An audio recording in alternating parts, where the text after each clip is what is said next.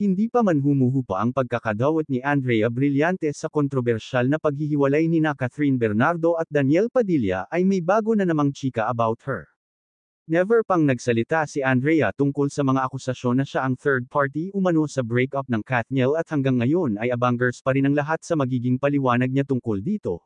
Pero sa gitna nga ng pambabarag sa young actress na ilang fans nina Kat at DJ, may bago na namang issue kay Andrea na may connect sa paghihiwalay nina Miles Ocampo at Elijah Canlas. Knows nyo ba na may mga netizens ang nagpapakalat ng chika na si Andrea rin daw ang itinuturong dahilan ng breakup nina Elijah at Miles?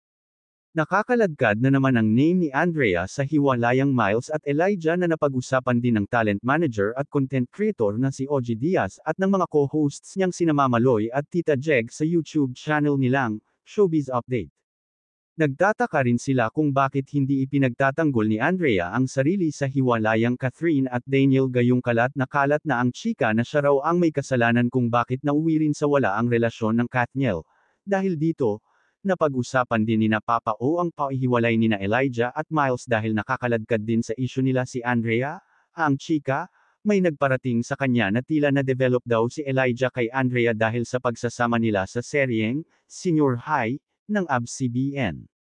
At ang nakakaloka pa, ini-issue rin si Elijah sa Star Magic talent na si Daniela Straner na gumaganap namang kapatid niya sa seryeng, Senior High.